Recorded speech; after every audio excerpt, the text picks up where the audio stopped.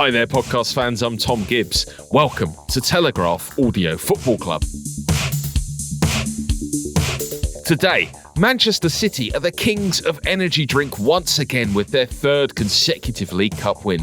We ask why Pep Guardiola loves this trophy more than everyone else put together. Liverpool fall into a Watford trap as their incredible unbeaten streak comes to an end at the Hornets' nest. Will it motivate Klopp's team for the rest of the season or just sort of bum them out? Then we've got a less than classic Clasico Coronavirus affecting Serie A and the best worst managerial touchline behaviour. Plus, just 2 weeks more to take advantage of our special offer for half-price subscription to the Telegraph Sport website. Stick around until the end to hear more.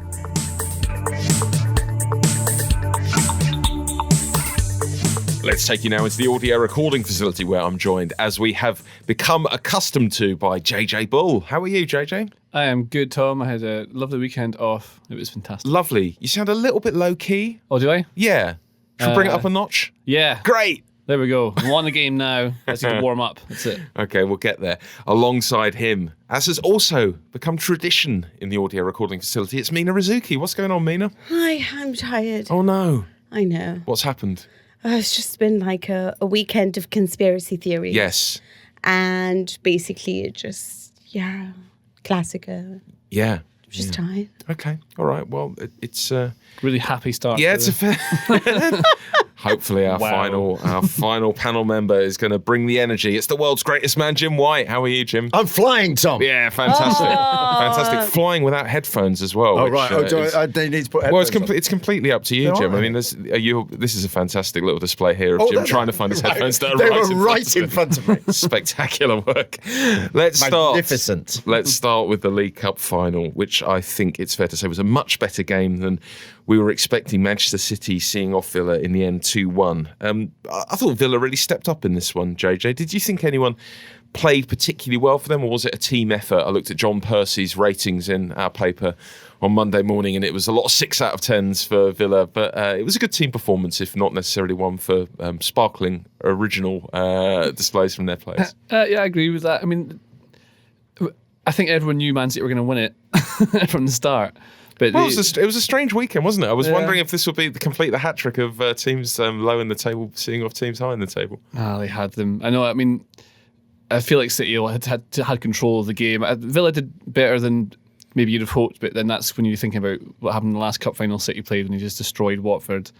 Grealish was decent. Tyrone Mings been back really helps. Villa are just they're fine, but they're just not. I mean, that's why they're struggling in the league as well, right? They do often put in these 6 out of 10 performances, and if the players aren't amazing, then that's not good enough to beat teams like Man City. I wonder if anyone can destroy Watford now. Anyway, sorry. Yeah, we'll get on to Watford without a doubt. What about City, Mina? Some of the understudies were in for them, Phil Foden, Claudio Bravo and Zinchenko. Who impressed you most out of those players? Obviously Foden. Yeah, he had a great game. He was just unbelievable. Also, I think it's always interesting that when you have a younger player who is coming through the ranks, because there's always this desire to prove themselves. Sometimes what you get with Stars or Galacticos when they play a lot of games, it all just becomes a little bit boring after a while. They're not as motivated. And then you throw on a child and he's like, oh, he's not really a child, but you know what I mean. And he has a child as well. Oh, does he? Yeah. I didn't know that. And he's like, okay, I'm here to show you that I can totally be the heir to whoever it is that, the thousands of midfielders that have come before me, and I can really show you what it's like. And I thought that he was fantastic. But I didn't think Jack Grealish was fantastic. No, a bit of an off day Villa, which is quite unusual. Maybe he was trying too hard, and that's when you... Do you think that's what it is? Could be. It could also be that City... I didn't really notice anything they did in particular to try and put him off, but I'm sure Guardiola did something with the players that would have been specifically to make sure that Grealish can't play. So clever that it was impossible for the human eye to see it from Guardiola. If you were watching that game with an eye to what England is going to be like in June, you'd think Foden's got a much better chance than Grealish. Partly because he's playing. Yeah, definitely. Grealish. I'm not sure Grealish is going to fit into the plans that England have, and I think Foden would fit much better. Also, I think Foden's the future, without question I think Guardiola thinks is the future. He just treats him with such cotton wool. Surely it's time to let the lad have a decent run. Give him 5 games, not a big game. Give him 5 games, run-of-the-mill games. You're not going to win the league, right? So you might as well just... It's funny because I know that I always get like a lot of like flack and I always seem to be criticizing Pep, and this is not the route that I want to take. But I do want to mention that it's very strange for a team that had 70% possession, had 22 shots on goal, for them to have looked nervy at the end. And Villa did come very close to equalising. And Villa played honestly about 10 minutes of football. They were pretty poor, right? You know, like they were hanging on for such vast amounts of time.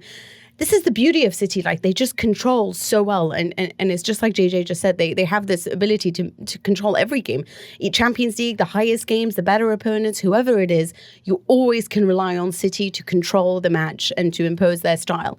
But can you really ever sort of rely on them to get that win? And there was a part of me that I was like, oh my god, defend, what's wrong with you? Not that I had, you know, a desire for them to win over Villa or anything, but it's that scares me about them. And that's why, that's what it is with City. What scares you about them is their defence. That's partly the problem. I mean, John Stones, again, we're talking about people auditioning for the Euros. It's going to be played at Wembley. You don't want John Stones slipping over when the opposition make a rare attack. Could you see any reason for that? Was it so funny the way he just falls? It's really. It looked like he'd been sniped in a video. Someone just switched him off, and just powered down in the middle of the game. He just doesn't look quite right, John Stones, does he, when he plays? I didn't think it was a terrible game apart from that slip necessarily. But you can't make enormous errors like that if you are looking for a place in the England squad. Time.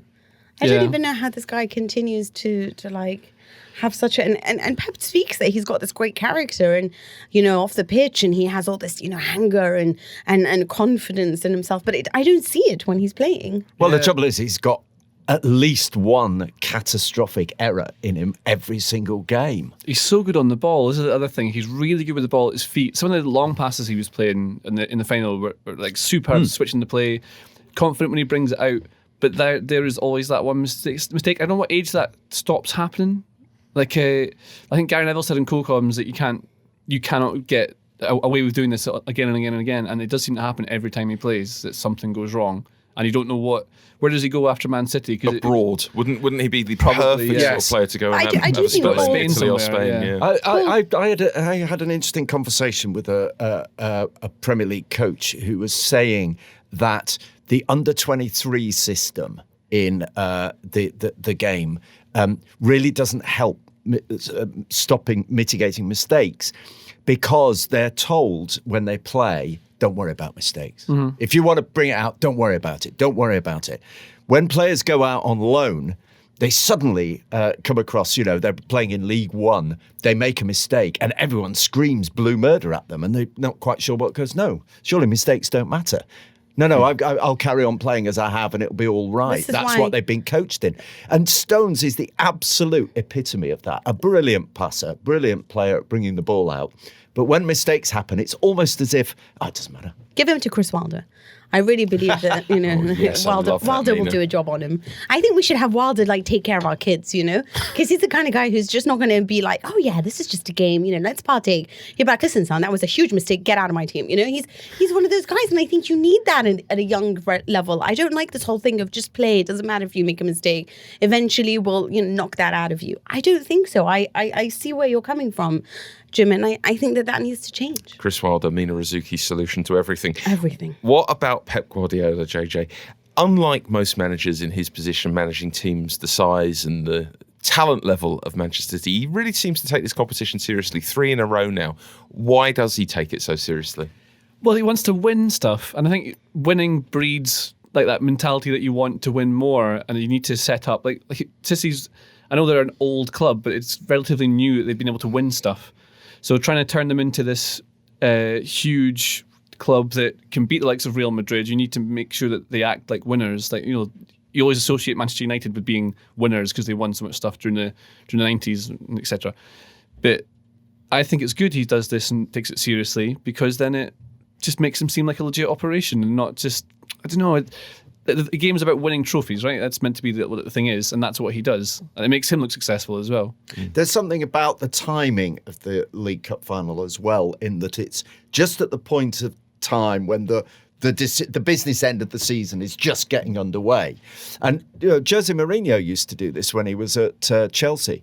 Win the League Cup gives you the momentum to drive on, belief and kind of energy for the rest of the season. I think in Guardiola's mind, Guardiola is such a planner that he's looking, right, that's a peak, we need to hit that, and that'll push us forward for the remainder of what matters the rest of the season. I always wonder how you celebrate winning the League Cup. Do you think the players are out on the lash on Sunday night after that?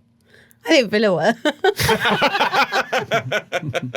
Some might say Villa are out on the lash on Saturday night.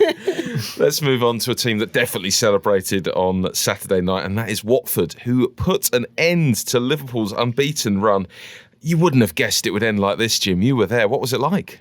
Oh, it was extraordinary. I mean, I'd seen Watford the previous Sunday at Manchester United, and you could see they were a good team. You could see they've got good players.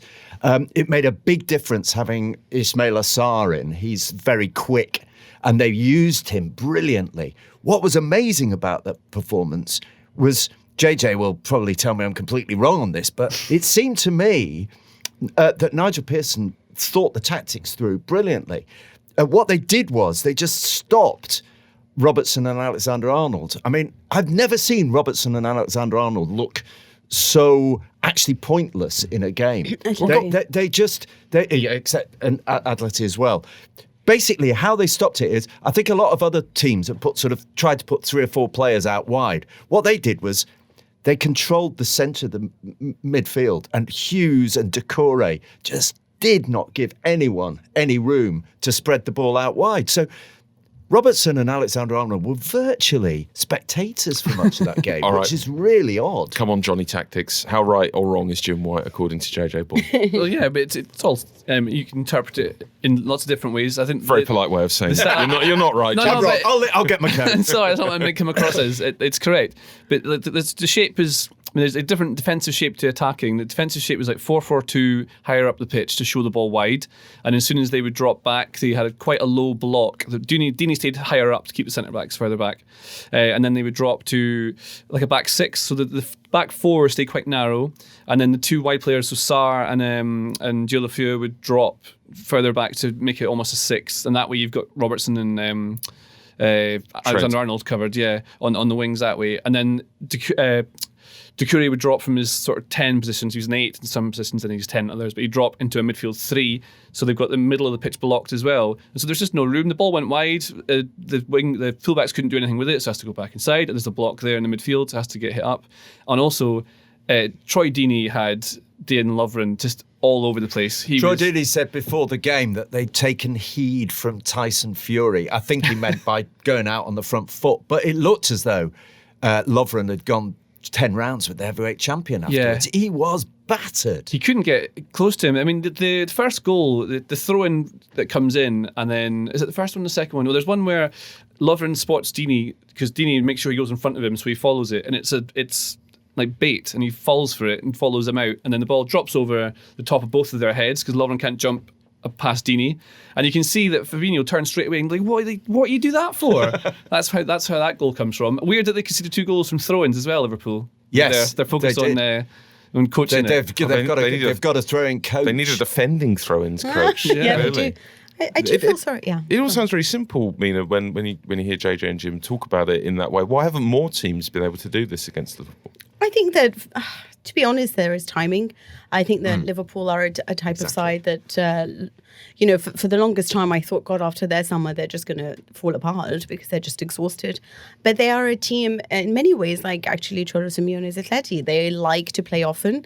They don't need to rotate that much. They're key members. It's all about the electricity. So it's strange because after a sort of break last year, they had a lot of draws. And after a break this year, it seems like they might have lost a little bit of their rhythm. It's been now, 2 games, Atletico and this, in which the forward line hasn't really managed to muster a single shot. I think having Lovren back meant that Van Dijk didn't know whether or not to help his fullback or to help Lovren. So he was kind of just caught in the middle the whole time, not knowing what really to do. So as had he played with Lovren a little bit more, I feel like he would have known that. But the defensive shield wasn't there without Henderson as well. Fabinho hasn't He's been a at big his. loss, I think. Henderson's last 2 games, so they let in 2 against West Ham, and then they struggled to create anything here. And I think it might just be Henderson's influence on the pitch. The levels have dropped slightly. Yeah, slightly. It's just normal because also Fabinho isn't really, I don't know, he's just not like pushing it from all, hitting it on from all cylinders. But I don't think this is anything to worry about necessarily. But I do want to quote Lovren because this man means a lot to me. And I just want to tell you something that he said after Croatia beat England. I took Liverpool to the final of the Champions League. I took Liverpool, yes. And now with my national team, we are in the final of the World Cup. People should recognise that I am also one of the best defenders in the world and not just talk nonsense. Well. Yeah, he's not.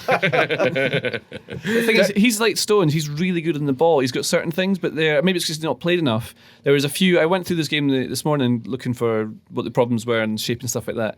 But Lovren just often is about 2 yards, 5 yards out of position where I think he should be in the back line. Like he gets caught out a lot. He's hugging them all, and he was putting the ball out for throws when he could have taken a touch. There was Liverpool, a lot of the players were just a little bit off in that game. And Watford didn't do anything particularly genius. Like every team does stuff like this against Liverpool, but they just couldn't find a way past it. It worked because Liverpool, it's very hard to say who played well for Liverpool. Mm-hmm. All of them were off at the same time. The irony, if Mina's right, that they fade after a break, given how much Klopp was an advocate for the break, is huge. Klopp was very keen afterwards. Players deny that, though. Players deny. They say they really needed the break. And Klopp was very keen afterwards to suggest that complacency isn't a part of it. These guys work incredibly hard. We're not complacent. He wasn't having that. But I think psychologically, it's really tough to get yourself up every time when you're 22 points in the lead. Yeah. And we should expect them to have an off day. They're still an absolutely fantastic team. I wanted to just make sure we're not completely ruining Liverpool for one defeat and just putting this into context.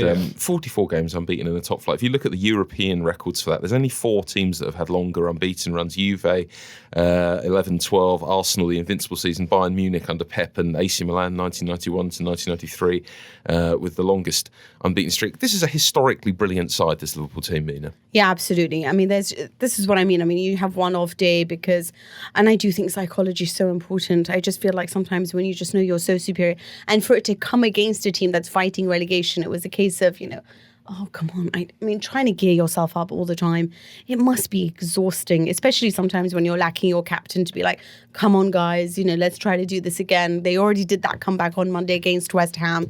So it's a little bit like this just gets too much. But they are a side.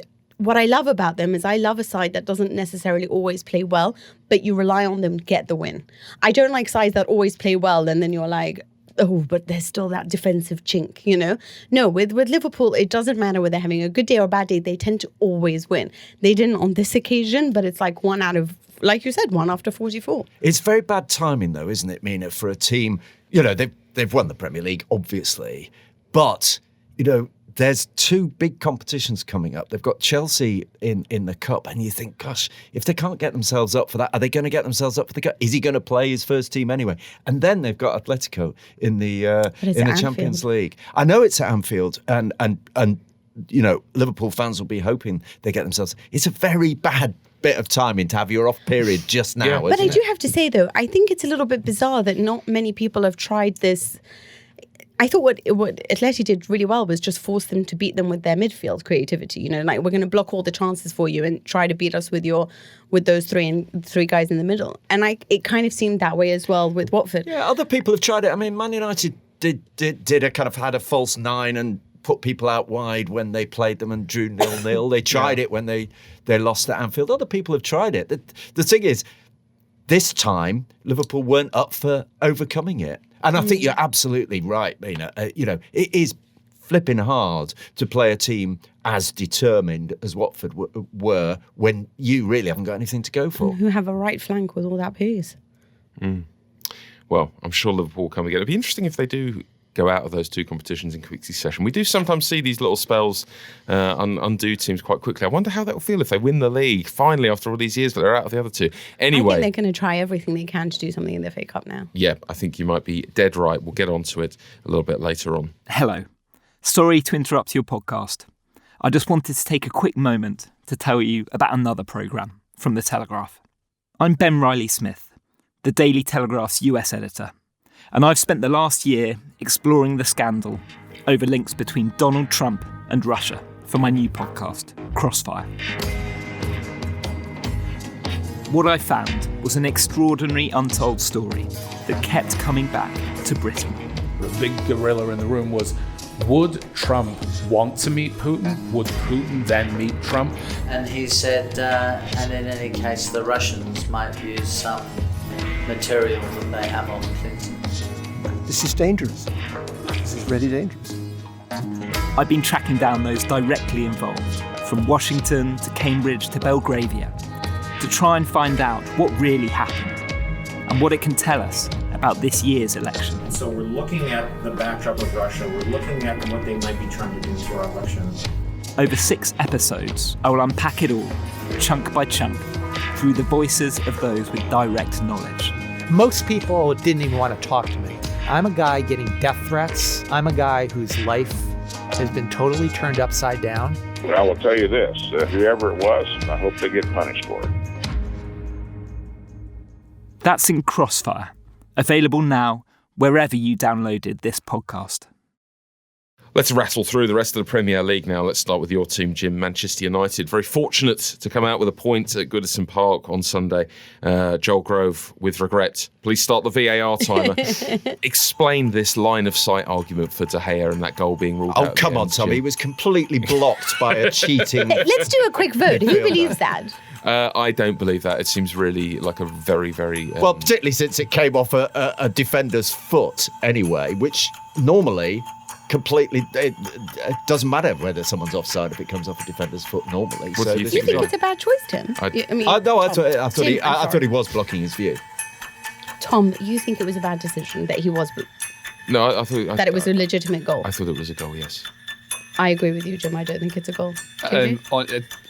I'm not trying to sit on the fence. I can just see exactly why it would be allowed and why it wouldn't at the same just time. make a decision. Let someone else make the decision. A lot of Twitter detectives out there saying, look at the lines from his eyes that are definitely going in this exact direction. And people were saying, but why was he moving to that side if he couldn't see it? And I'm like, because naturally you're always going to move towards where you think the ball is. I don't know. I loved Ian Wright on Match of the Day saying, why didn't you get up? Yeah, but I why agree is with he that. just sitting there? I'm like, what are you doing? Are you like tanning? You know? I think we've moved on from the VAR discussion. We're just into tanning chat instead. Anyway, this is why we have a timer, because it doesn't lead to anything good. Anyway, a more exciting game, possibly. No, definitely. At Tottenham, where they went in front twice against Wolves and were pegged back and eventually beaten 3-2. I'm interested in what Mourinho's doing with Troy Parrott, JJ, because he keeps being asked about him. Why don't you throw him in? And he keeps saying he's not ready. Mm-hmm. At some point, isn't this hurting Troy Parrott's confidence just to be told again and again and again, no, you're not ready? And then in the end, he was thrown on in this desperate situation against Wolves. I mean, some players can just come into the first team, right, and then they just suit it. But I would believe Jose Mourinho, he thinks the player isn't... I mean, he's been around the block. Yeah. He knows what he's doing. But it's the tone of what he's saying about it. Like, he keeps saying he's not ready, and it's it's almost like he's, chipping away at his confidence. Maybe, but then that seems to have been sort of his style of man management, isn't it? He wants people to be revved up to prove him wrong. He wants people to be angry, to like, I'm going to prove you wrong. That's what he wants to do, rather than trying to hold their hand and walk them through things. I mean, you could see the way he treated some of the players at Manchester United when he was there. It's just pretty much throwing them out to be exposed to everyone. Then they've got to deal with it because he wants those kind of characters. Parrott just comes across as this really calm and collected guy, like very much like unbothered because he's very sure of himself. And I feel like Mourinho likes the kind of guys that are just really desperate, Yeah, I think that's what it is. He wants the fighters. He wants like a dogfight and all his players. The warriors. And you sometimes maybe get with young players that they're not like the same thing. If they've been told the whole time, you don't have to make you make mistakes, it's fine because you're learning, and then you go into the big leagues and a little mistake, little positional error, and you cost your team. Or maybe Parrott is just so technically gifted and football intelligent that he doesn't need to be any of those things. I mean, he's like What's he, 17, I think, Troy Parrott? He's Yeah, he just turned 18. Irish striker. He's been highly rated for a long, long time. Doesn't mean he's ready yet. I mean, I can't think of many footballers coming at 17 to Premier League and instantly. I mean, Michael Owen was one example, but he was a freak. He was a Ballon d'Or winner, wasn't he? And you've got Mbappe. Yeah, Mbappe. There are these players that come through, but then Parrott's meant to be more of a 9. I've watched him play under 23s games in the Champions League. I can't remember what the name of the younger thing is. Seems like a decent penalty box kind of player. So maybe it's just not what they need now, and you can't put the responsibility of being a striker. What if he goes in and he has a couple of bad games and that's his confidence dented, like, oh, I'm not at this level, like, I'm not. And that's what you see, and if you're carrying the game from the start, then you're just maybe wasting your striking power that you wanted to have on it. I don't know, I know Mourinho's not got a great record with young players. I don't think Marcus Rashford would have got his debut under Mourinho, for example, that Louis van Gaal did, but that was due to injuries as well. There's all these circumstances, and you can't possibly say that would be the case. If you push Mourinho, he's just likely to be more stubborn. So the more you ask him about Parrott, I just feel like it's more like going to be a point where he's going to be like, listen, it's my way, you know? Also with Mourinho, you've always got to think there's a wider thing going on, a wider political motive behind it, which is I'm absolutely bereft of strikers. I'm going to have to buy big in the summer, and if I chuck a guy in and he scores 15 goals, then that's not going to be what's going to happen, is it? Yeah, that's actually a great point. But he did this with Pedro Leon in Real Madrid. That was quite funny. A reading of Jose Mourinho that really speaks to someone traumatised by spending a lot of time with him managing a club. What about West Ham, Jim? A very important win for them against Southampton. It felt like they were sinking without trace a little bit, but 2 good performances for them against Liverpool and now Southampton. Must be such a relief for Bond, Sullivan and Karen Brady that the fans' furious mood isn't being further stoked by poor performances. Yes, I mean, it does undermine a protest, doesn't it, when they've said they're going to get behind the team, and they have got behind the team, and it's possible to be behind the team and against the board. That's actually a fairly common thing in football. It's a fascinating battle going on down at the bottom, because actually, with the possible exception of Brighton, and I hope Paul Hayward isn't listening at this particular moment, perhaps we could edit that out when we send it to him, I don't think any of them are bad. I think Norwich are all right. Watford are great. West Ham has started to put some performances together. It's a really interesting down at the bottom of the table. You think Norwich is very good? They're all right. They've got something that teams that go down generally don't have, which is a guy who can score goals. So they're all right. Mm-hmm. They're not rubbish. And actually, I think it's that's definitely where the most interesting part of the league table is at the moment. I really enjoy watching Mikel Antonio play football. Yeah. I feel like it really is so entertaining to watch. And I love that they're surrounding Haller, because he's that kind of guy who loves his teammates close to him and around him. And you saw that in Germany, and you're seeing that now. The more you put them close together and he can operate in a cluster going forward, the better West Ham will be. And I feel like Moyes has really gone that, and they're quite impressive now for 2 games in a row. Mm. What about Leicester City? Mina, they lost to Norwich City on Friday night. They've only won 1 in their last 6.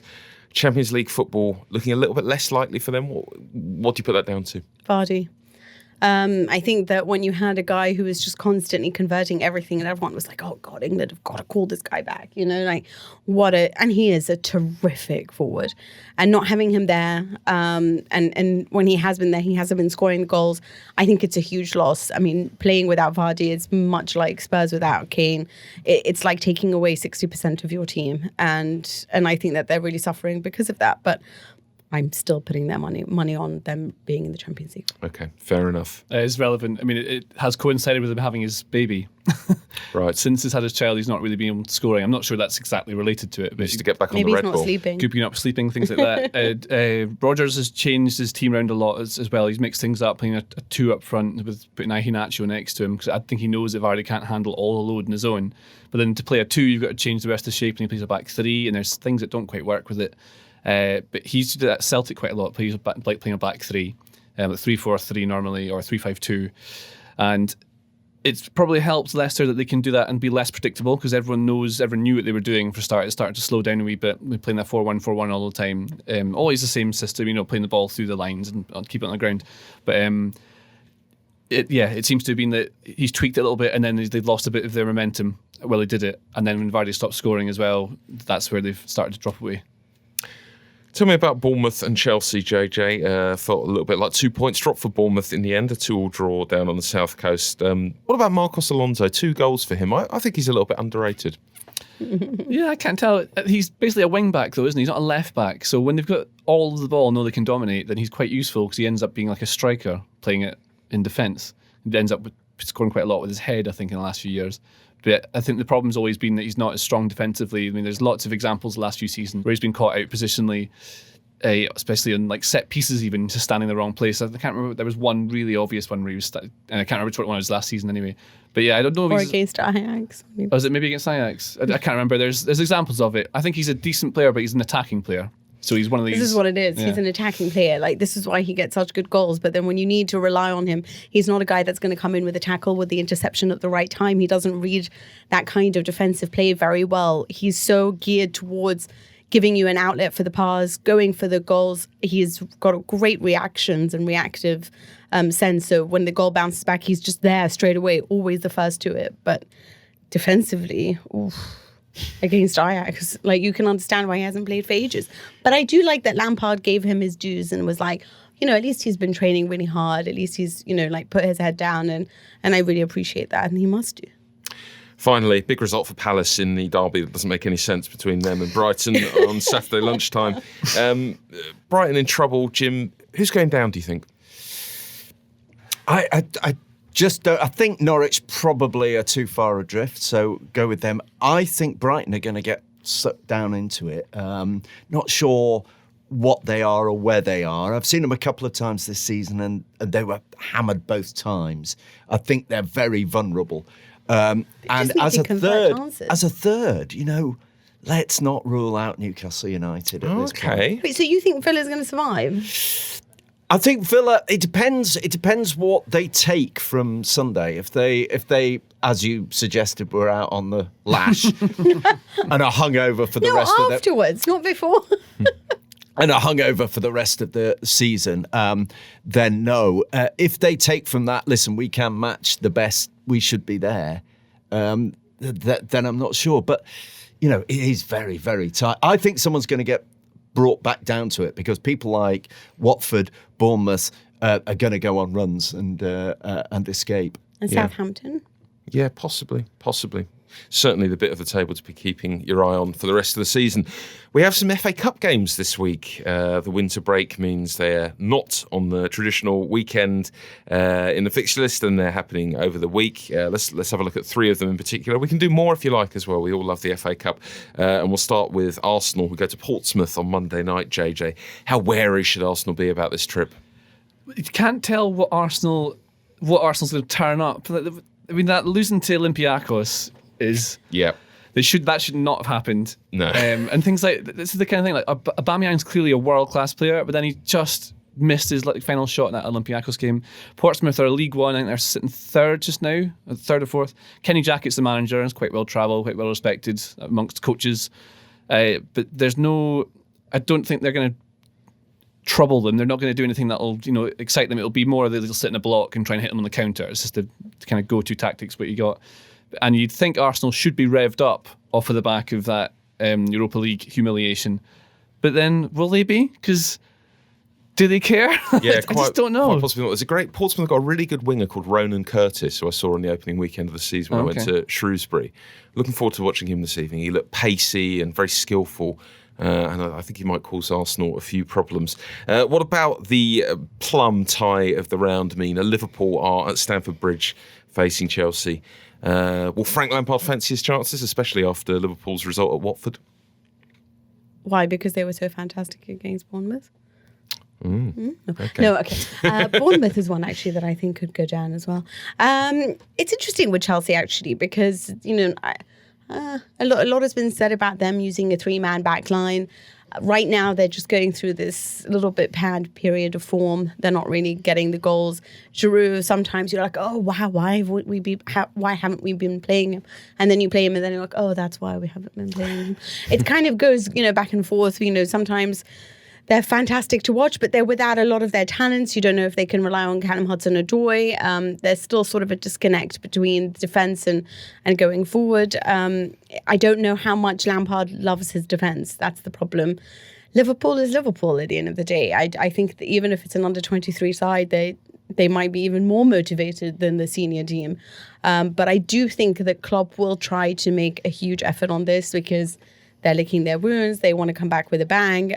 So I don't know who's going to be played, but I don't think it's going to be this sort of like complete sort of reserve team. So I'm interested to see that because after Atleti and after this, they're going to want to do something special. That switch to the three, sorry Jim, that switch to the three quite interesting to me for Lampard because he's basically changed his entire system because he's got Giroud to put in the team. Because when he plays is normally a 4-2-3-1 or a 3 in the middle.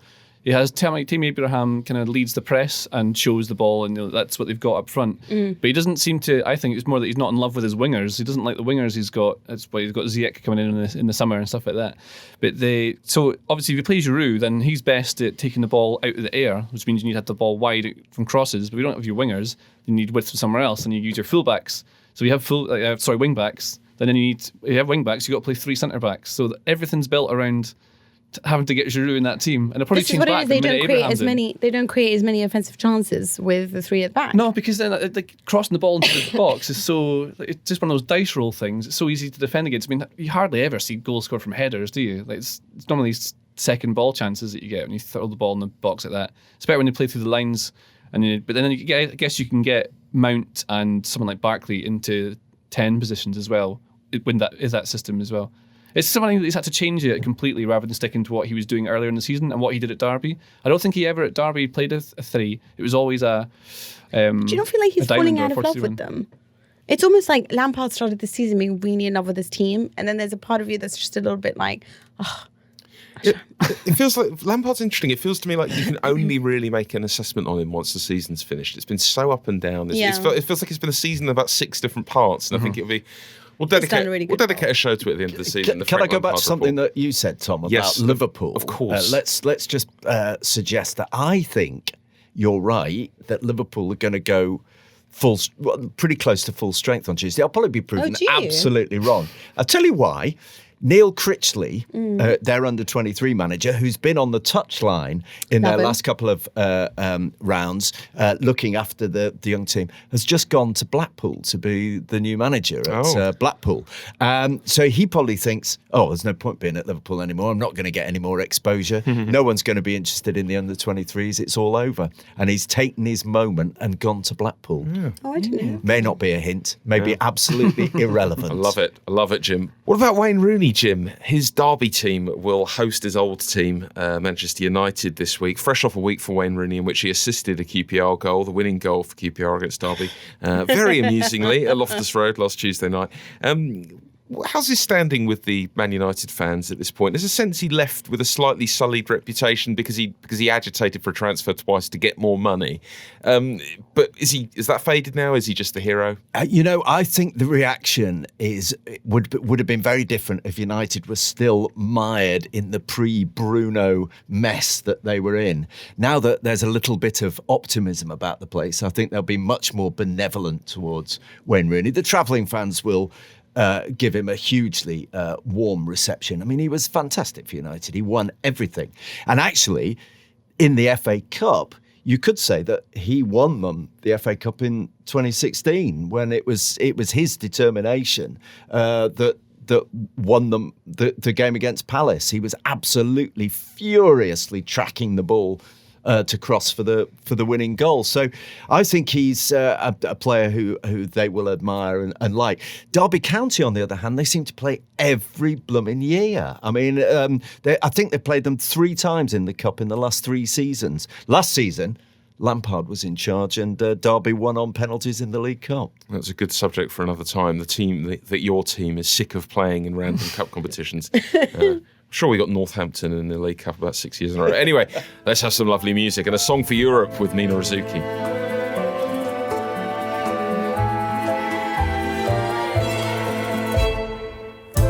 Mina, tell me about the Clasico. What was the result? Because I haven't seen it. And what sort of a game was it?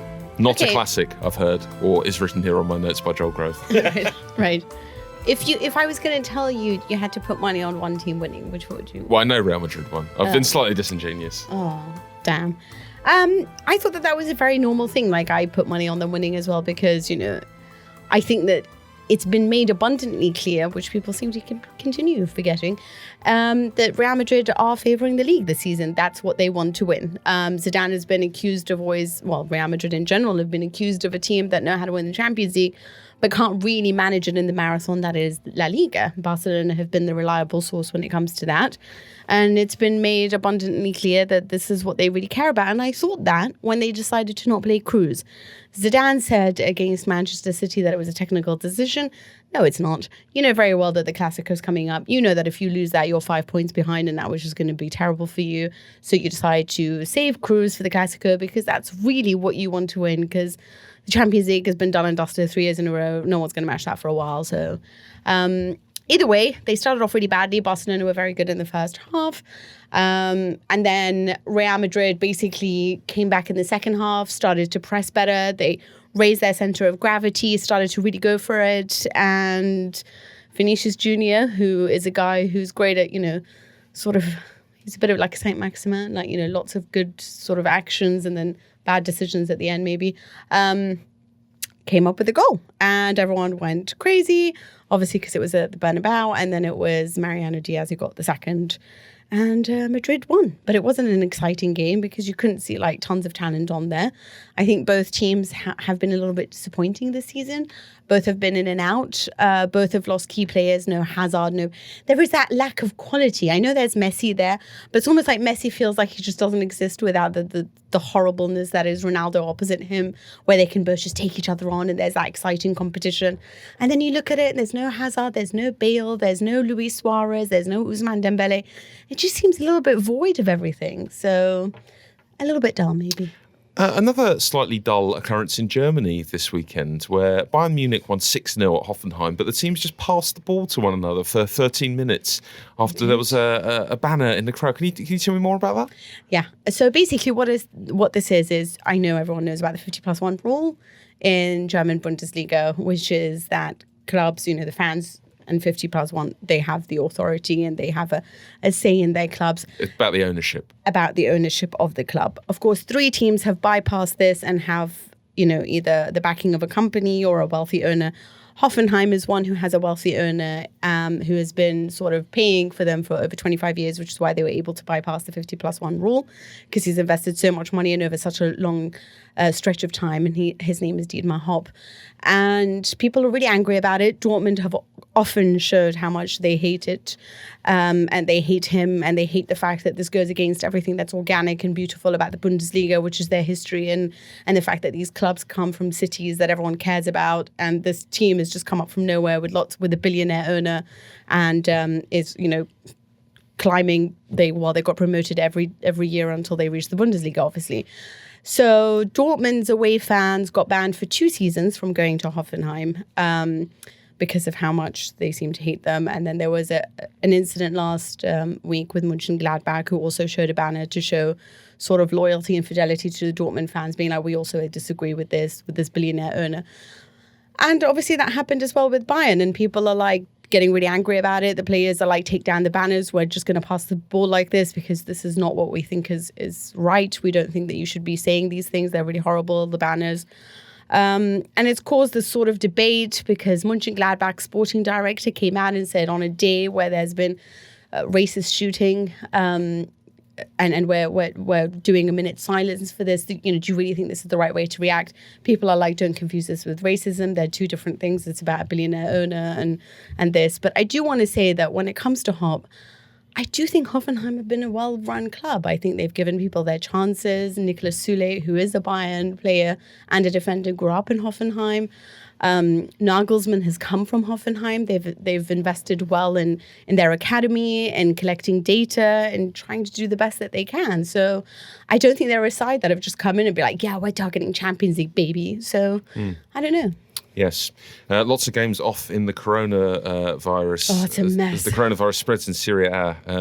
How long is this going to go on for, Mina? I suppose this is the question we're all wondering well beyond football. There's a lot of mess about it because, they were saying they played the games behind closed doors.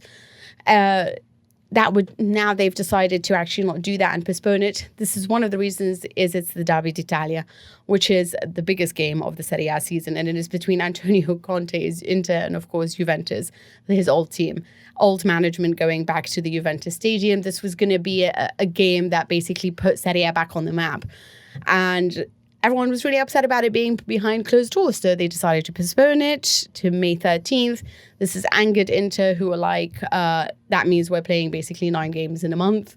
And then the league came out and was like, listen, Inter, we told you can play on Monday. You don't want to play on Monday because there's a Coppa Italia match, so what do you want? Inter's responded being like, this is so provocative. So there's just all this madness about, and then other clubs are like, why are we playing behind closed doors if Juve don't have to play behind closed doors? So it's a giant mess. We'll keep an eye on it. I'm sure it's a story which will run for several more weeks. Let's finish up by talking about Carlo Ancelotti, who was sent from the bench in Everton's draw with Manchester United. And I want to ask you all, what is your favourite ever example of a manager losing his or her temper on a touchline? We had some good responses to this on social media, but I bet some of them are what you're going to say. So I'll save them until you've given me your answers. Jim, what do you reckon? It was Arsene Wenger being sent off at Old Trafford and ending up in the crowd, surrounded by baying fans, with his arms spread out wide in a kind of messiah posture, with everybody giggling around him. I thought that was a magnificent picture. Yeah, definitely in the all-time list of excellent things Arsene Wenger did. Mina? I think it's every time Jose Mourinho's on the pitch for me. Did you see that thing recently where he'd realised his assistant had told him that a player was on the booking, and he switched from completely relaxed really happy, he's drinking his water to just run. Yeah. Also, the finger poke at Tito Villanova. Oh, that was bad. That was bad. That was a naughty moment. And chasing the assistant down the tunnel at Stamford Bridge. That was Sadie, right? One. Yeah, that was great. Yeah. He's a naughty man, isn't he? He's good fun. What have you got, JJ? Oh, well, the best one I've ever seen was so Mark McGee, who I'm sure you're aware of yet. So he used to play for Aberdeen. He was part of the team that won the Cup Winners' Cup in 1993, when we beat Real Madrid 2-1. Just thought I would make sure that was notified. And but he was part. So he's like an Aberdeen, a hero of the club in his playing days. And he came to be a manager. Did well as a manager. I think he was at Motherwell. Did really well. Was meant to get the Celtic job. That didn't get the Celtic job, took the Aberdeen job instead, and in his first press conference he basically went, yeah, I kind of wanted Celtic really, but maybe I can get there after this. So everyone hated him. He's really comes across quite very arrogant in a lot of things he's done, but he got sent off when Aberdeen beat Motherwell 7-2 and he was a manager. And the funniest bit was he got sent off into the stands, and he did not want to go into the stands. And all these fans are just laughing at him, going, ah! And they're, a yard away from him. And he goes up, and there's a policeman standing next to it as well. And you can see he's looking at these guys, and he says something. You can Google it. And he swears quite a bit, but he's obviously he wants to have a say some words to these guys, and goes to motion to maybe do something to them, and then so much as the policeman has to stop, and then everyone else around him just starts laughing at him again, and he's stuck just watching the game. The Ballad of Mark McGee. Great. Well done. Original answers, because we had from Twitter. Luke was Jim was close to Luke, who said this should surely be just a collection of Arsene Wenger's best bits. Tony nominates Jack Charlton at USA 94, saying Aldo, John Aldridge with the assist. Luke again, might be a different Luke. Who knows? Has to have said. Luke, again, it might be a different Luke, says it has to be Louis van Gaal pretending to dive. Old Trafford clearly that was a cracker. Very fruitful place for these incidents. And Kim says Arsene Wenger versus Martin Jol. Big Martin had the beating of him all day long. Lovely business. If, like me, you're very interested in football but recklessly uninterested in grown-up things like news, politics or pandemics, I've got some excellent news. As a listener to Audio Football Club, you can now get 50% off the price of a sport-only subscription to The Telegraph. That will allow you to read every article by our brilliant team of football writers, like two of the people you've been listening to today, Jim White and JJ Ball, plus lots of others, Jamie Carragher, Sam Wallace, Jason Burt, crestfallen Villa fan Matt Law. Yep, all of them for just £20 for the whole year, which is down from the normal price of £40. And that will even get you the rest of our fantastic sports writing in an Olympic year, no less. Who knows? Maybe you'll end up even liking rugby. You have until the 15th of March 2020 to access this special offer. To sign up, head to www.telegraph.co.uk/AFCT, or you can just click on the link in the show notes. That's your lot for this week. You can contact me before next week's episode if you would like to. On Twitter, it's @Tom_Gibbs. Always the same. Send us an email too if you'd like to. afcpodcast@telegraph.co.uk is the address. We'll read out the very best of what you send us. Don't forget to subscribe to Audio Football Club either. Look for Audio Football Club wherever you get your podcasts and take it from there. Thanks to Joel Grove on the buttons, and thanks to you for your company. I'll talk to you again soon.